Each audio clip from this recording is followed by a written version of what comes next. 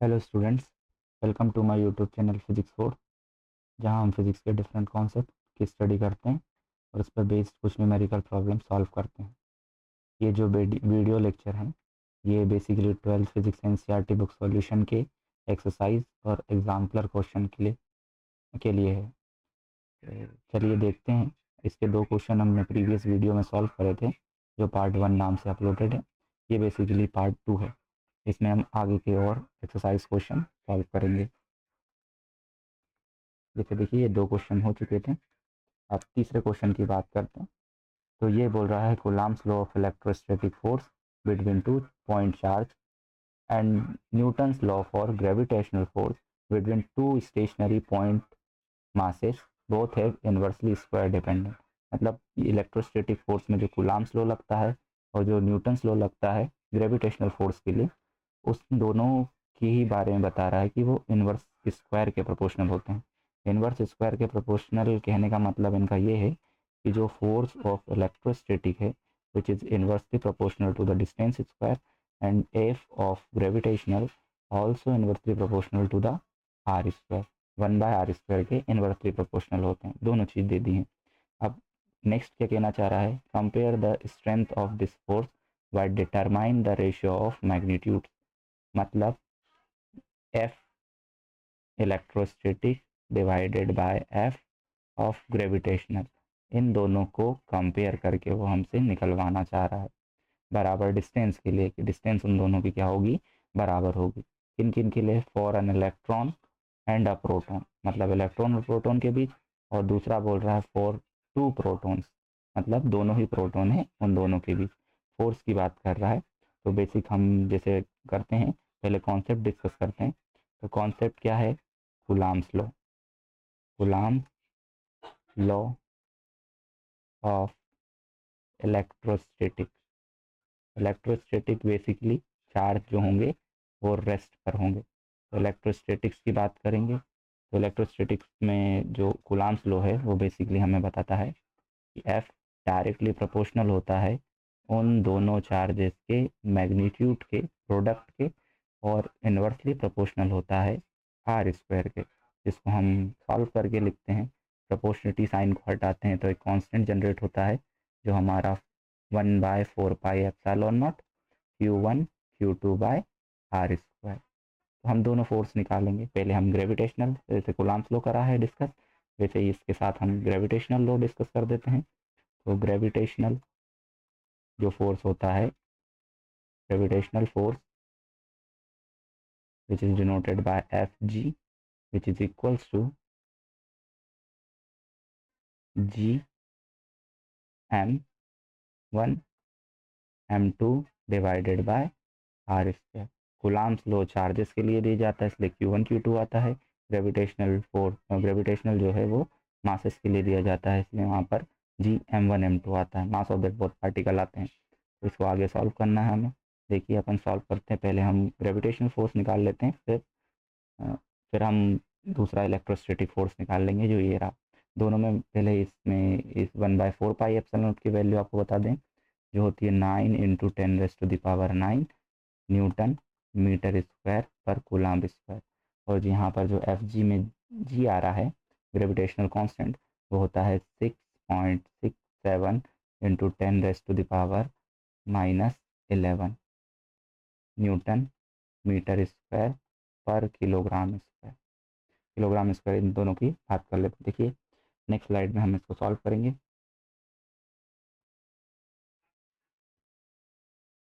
तो जो हम सबसे पहले ग्रेविटेशनल फोर्स निकालते हैं। Gravitational force basically F G which is equals to G की वैल्यू 6.67 × 10⁻⁻11। मास प्रोटॉन, दोनों प्रोटॉन के लिए निकालना है तो प्रोटॉन का मास जो बेसिकली होता है वो 1.6 × 10⁻⁻27 किलोग्राम। और एक इलेक्ट्रॉन है, इलेक्ट्रॉन का मास 9.1 × 10⁻⁻31 किलोग्राम। इन दोनों के बीच निकालना था, डिवाइडेड बाय उनका सेपरेशन आर जो बेसिकली सेम बोला है तो हम इसमें आर ही रख लेंगे। अब ग्रेविटेशनल फोर्स को ही थोड़ा एलेबोरेट करते हैं, कितना आएगा इसमें फॉर ट्रू प्रोटॉन, वो for 1 proton and 1 electron, proton and 1 electron.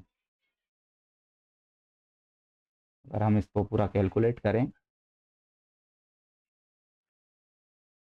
इसको सॉल्व करेंगे तो एफ जी, अब हम इन तीनों का प्रोडक्ट करेंगे तो बेसिकली ये 97.1152 इंटू पावर्स को कंपेयर करेंगे तो यहाँ -11, यहाँ -27 और यहाँ -31, तो 27 और 31, 38, 58, 59 और 69, 10 की पावर -69, ये हमारा फोर्स आया न्यूटन में डिवाइडेड बाय आर स्क्वायर।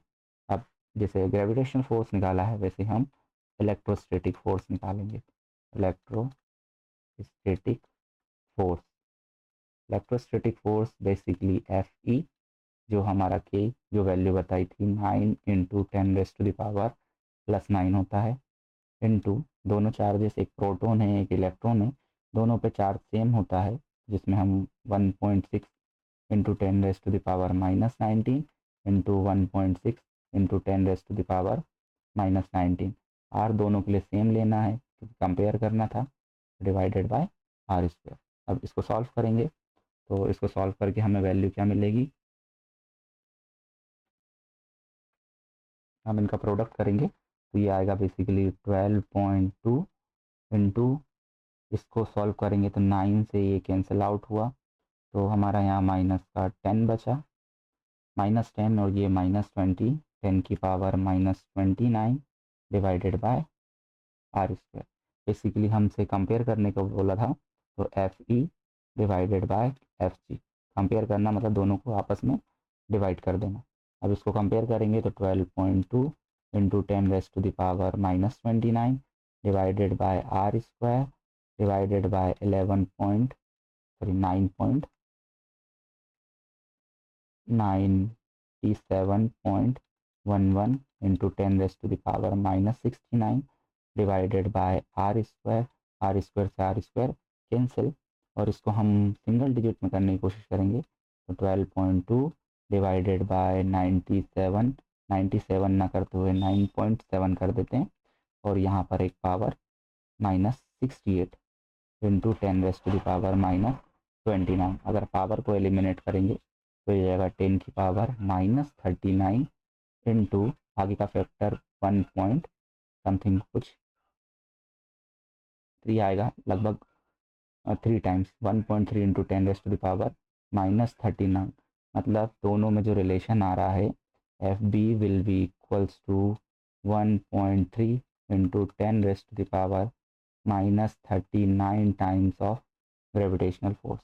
इतना ज़्यादा ग्रेविटेशनल फोर्स अप्लाई होता है अगर हम एक इलेक्ट्रॉन और प्रोटॉन के बीच में ग्रेविटेशनल फोर्स और इलेक्ट्रोस्टैटिक फोर्स का कंपैरिजन करें। तो ये फर्स्ट पार्ट हुआ इस क्वेश्चन का। अब नेक्स्ट स्लाइड देखते हैं।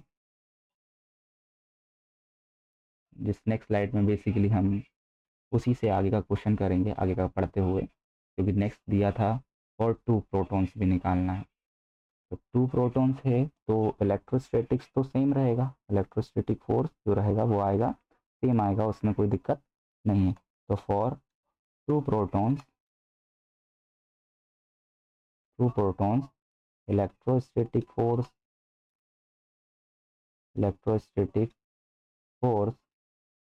will same, which is equals to f of e 12.2 into 10 raised to the power -29 Newton by r square। But gravitational force different हो जाएगा because one is proton and another one is also proton. Previous question में जो था उसमें एक proton और electron लिया हुआ था, बट इस क्वेश्चन में दोनों ही क्या हैं, प्रोटॉन है, इसलिए ग्रेविटेशनल फोर्स जो होगा वो डिफरेंट होगा। अब वो कितना होगा वो हम नेक्स्ट स्लाइड पे कैलकुलेट करेंगे, तो may be different. Next slide पे हम दोनों प्रोटॉन्स के बीच ग्रेविटेशनल फोर्स लिख लेते हैं। तो gravitational force between two proton. तो टू प्रोटॉन्स के लिए हम वापस न्यूटन्स लॉ लगाएंगे ग्रेविटेशनल वाला, which is equals to F G, capital G mass of proton divided by R square. तो वैल्यू जो होती है 6.67 into 10⁻⁻11, 1.6 into 10⁻⁻27 into 1.6 into 10⁻⁻27 divided by R square. अब हम इसको सॉल्व करेंगे तो इसमें थोड़ा आंसर डिफरेंट आएगा, पिछले वाले से थोड़ा अलग आंसर होगा। तो इसको हम सॉल्व करेंगे तो इन सब का प्रोडक्ट करेंगे तो बेसिकली हमें 17.07 इंटू 10⁻⁻, पावर कैलकुलेट करते हैं, -54 1165 माइनस का 65 आ जाएगा। ये पावर हो गई divide by R square. Compare कर देते हैं, comparison between electrostatic and gravitational, comparison between ये इलेक्ट्रोस्टैटिक फोर्स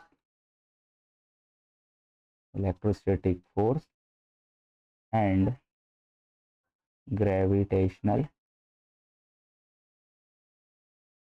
फोर्स, इन दोनों को करते हैं तो F E divided by F G, F E will be equals to, पिछली स्लाइड में लिखा था 12 पॉइंट, देख लेते हैं 12.2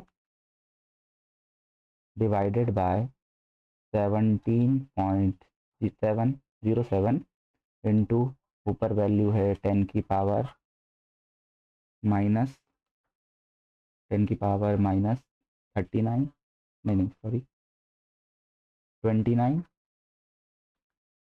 10 की पावर -29, इसके डिवाइड में है 10 की पावर -65। आर स्क्वायर से आर स्क्वायर एलिमिनेट हो गया, ये वैल्यू पॉइंट में समथिंग कुछ आएगी, 12 डिवाइडेड बाय 17 करेंगे तो ये 0.7 समथिंग इंटू समथिंग वैल्यू है कि ऑर्डर से हमें ज़्यादा कंपैरिजन करना होता है।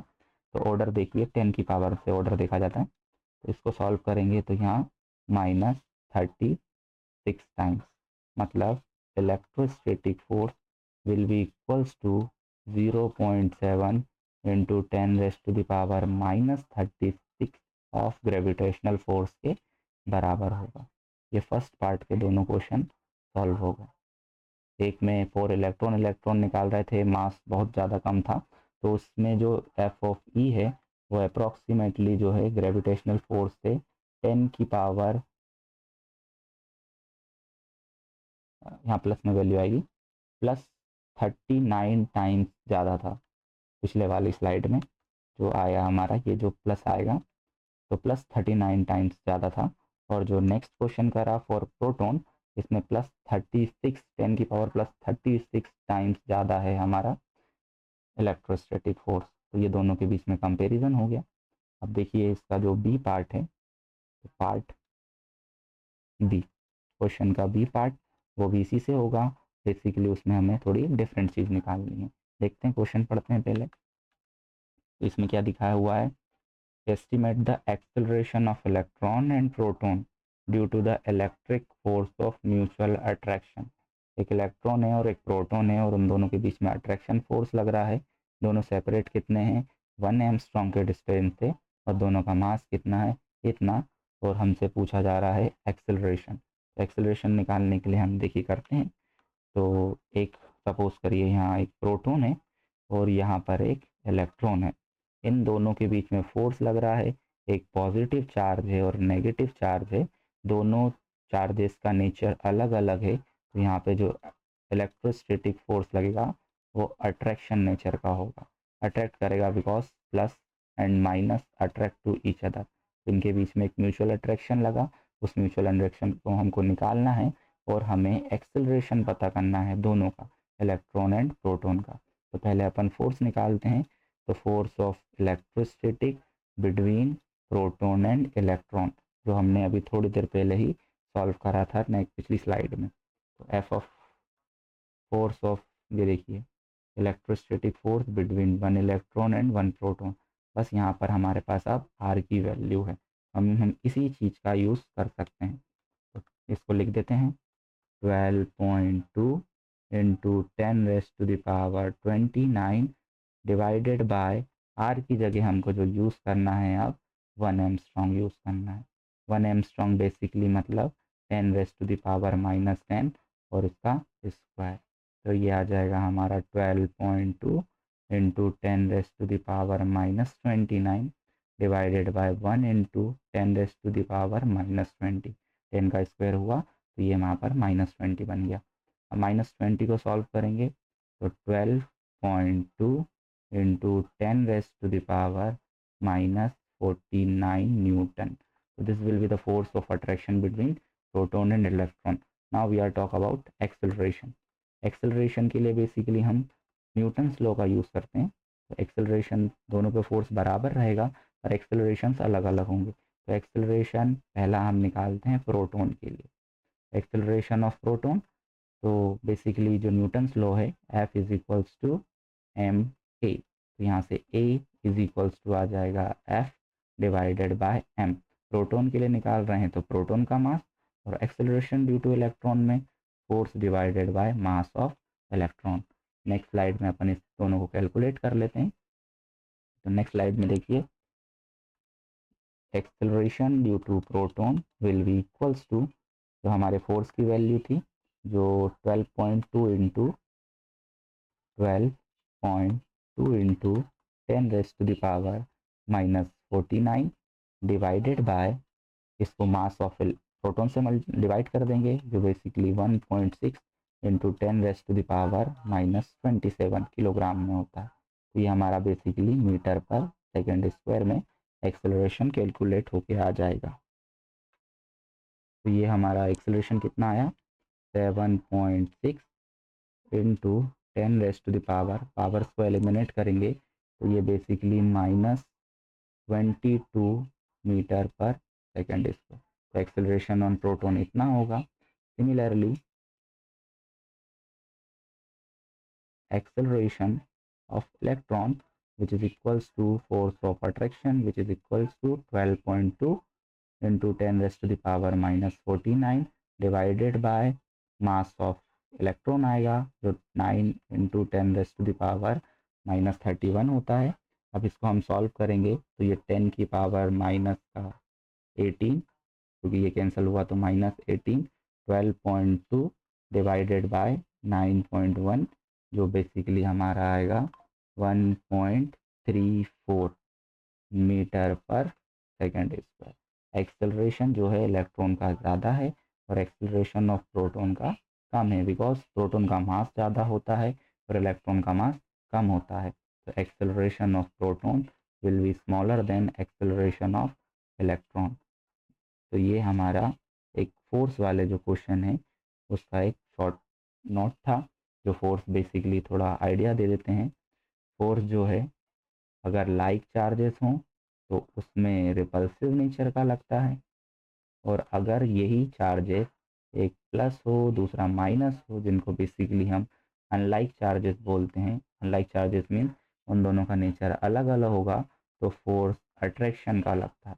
अट्रैक्शन का मतलब वो आपस में पास आना चाहते हैं। तो यहाँ पर भी इलेक्ट्रॉन और प्रोटॉन जो अपन ने डायग्राम कंसिडर करा था, एक प्लस है, ये प्रोटॉन है, ये इलेक्ट्रॉन है, तो इलेक्ट्रॉन की स्पीड जो होगी, एक्सेलरेशन जो होगा ज़्यादा होगा, और इसका इस तरफ जो एक्सेलरेशन होगा वो कम होगा। दोनों की डायरेक्शन जो होगी एक्सेलरेशन की वो डिफरेंट होगी, क्योंकि फोर्स ऑफ अट्रैक्शन लग रहा है।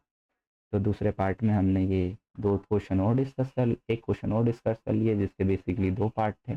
अब नेक्स्ट पार्ट में मैं इसके आगे के और क्वेश्चन डिस्कस करूँगा। ये बेसिकली पार्ट सेकंड है।